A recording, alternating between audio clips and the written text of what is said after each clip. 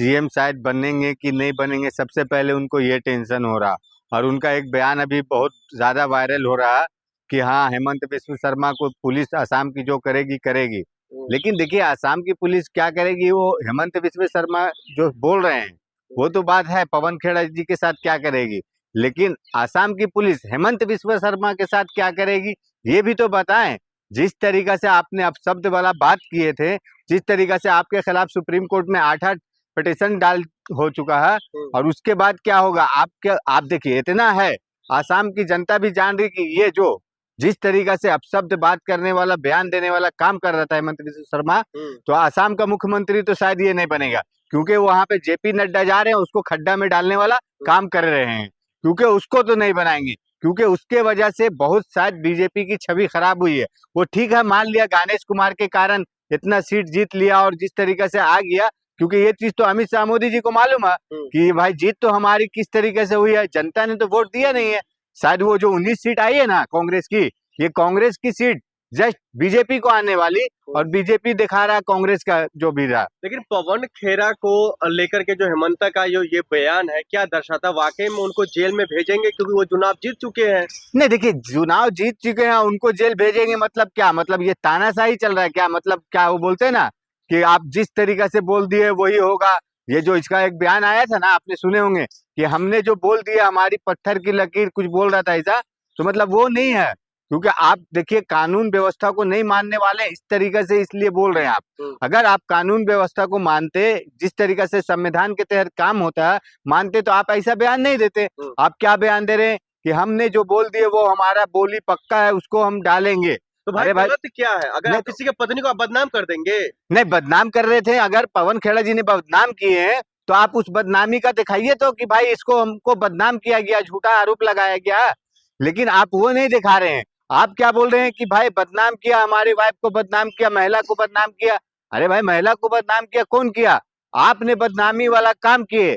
अगर हम विपक्ष में हैं, हमने एविडेंस मिला, हमने दिखाया जनता को, और आप भी तो दिखाइए कि हाँ भाई ये झूठा बात था। आप जाइए जिस तरीके से बताए 3 पासपोर्ट का, वो पासपोर्ट का दिखाइए इंक्वायरी करके कि हाँ भाई ये पासपोर्ट नहीं आया, हमने देखो तीनों कंट्री से लिए हैं, वहां का पूरा इंक्वायरी करवाए हैं। लेकिन ये सब नहीं करने वाला काम करेंगे, और ये लोग सिर्फ क्या करेंगे ना कि भाई ऐसा है ना कि हमारी छवि ना खराब हो, हमारी इज्जत ना खराब हो। हम विपक्ष पे जब तक नहीं गरजेंगे, कब तक नहीं बरसेंगे, तो मोदी जी, अमित शाह जी हमारे को किस तरीके से स्वागत करेंगे। तो स्वागत उनका होने वाला काम कर दिए हैं मोदी जी, अमित शाह जी ने, और उनको भेज दिए जेपी नड्डा को, और ये जो इनका अहंकार है ना, गुरूर है, ये सब खत्म हो जाएगा अभी आप। लेकिन उनके पास जनता की ताकत है, इसलिए वो इस तरीके की बात कर रहे हैं। देखिए, जनता की कोई ताकत नहीं है। जनता की ताकत होती ना तो जिस तरीके से वो 10 साल से था ना असम का मुख्यमंत्री, तो उसको यूं ही बना दिया जाता। आप बताइए पर्यवेक्षक भेजने का क्या मतलब हुआ, और वो भी पूर्व राष्ट्रीय अध्यक्ष जेपी नड्डा को वहां पे जाने का क्या जरूरत पड़ा,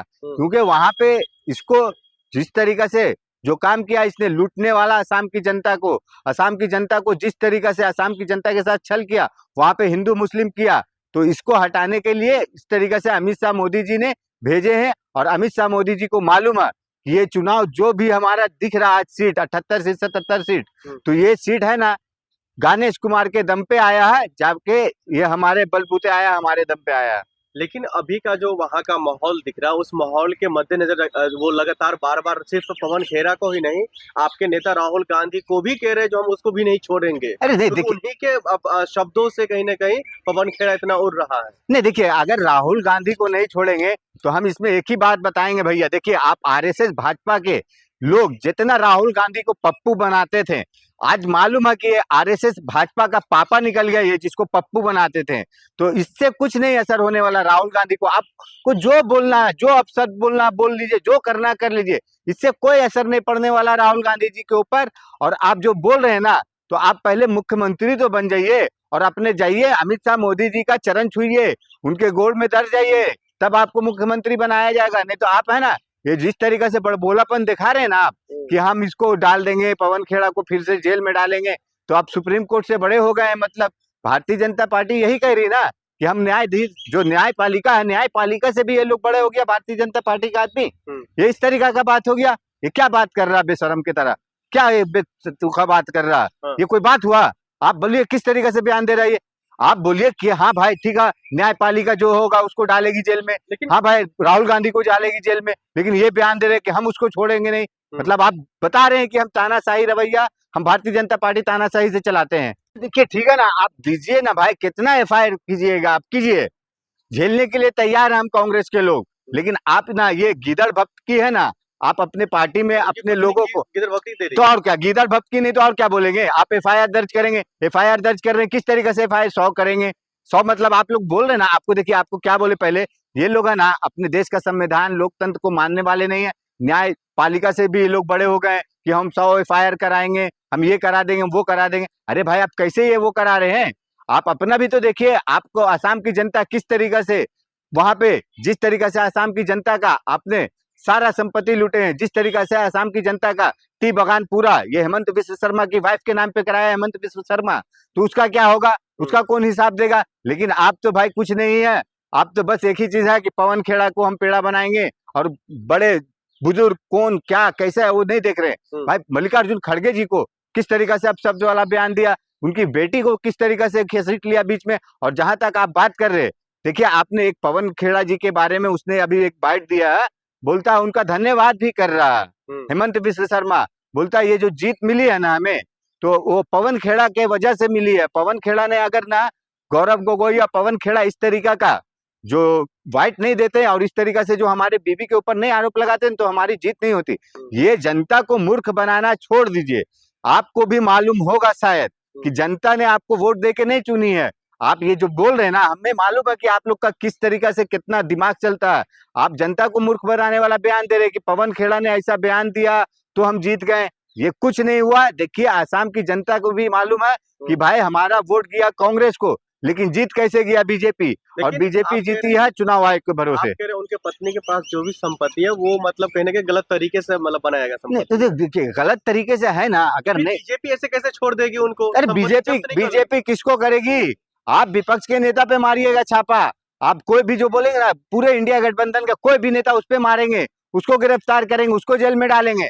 लेकिन चाहे सत्ताधारी में है, आप सत्ता में कैसे रहकर अपने आप पे बोलेंगे कि हाँ भाई हमारा जांच करो, और कैसे करवाएंगे। लेकिन क्या है ना, देखिए आज या कल, कल नहीं तो परसों आप लोग का ना हिसाब किताब तो बराबर होगा। और वो बात जो राहुल गांधी जी ने बोले थे ना कि हेमंत विश्व शर्मा को जेल में डालने का काम करेगी असम की जनता, और असम की जनता कर चुकी थी। लेकिन जिस तरीका से चुनाव आयोग के दम पे जीत गए, तो ये सोच रहे कि हम बहुत असम बड़ा, की जनता उनको सिंहासन पर बैठाने का काम किया है, मुख्यमंत्री अरे बनाया आप लोग उन्होंने। आसाम की जनता के पीछे क्यों पड़ रहे हैं कि आसाम की जनता नहीं दी है सपोर्ट, नहीं दी है वोट। आसाम की जनता ने कांग्रेस को चुनी थी वहां पे, और जिस तरीके से कांग्रेस का जो वोट मिला, और उस वोट को डायरेक्ट कन्वर्ट किया बीजेपी ने अपने चुनाव आयोग के जरिए और गणेश कुमार के जरिए, ईवीएम के जरिए। जो आपका मुख्यमंत्री चेहरा था वो खुद नहीं अपना कुर्सी बचा नहीं पाया। देखिए क्या होता है ना, देखिए ये जो कुर्सी बचाने की बात कर रहे हैं ना गौरव गोगोई की, आप बोलिए किस तरीके से इतना, मतलब आप सोचिए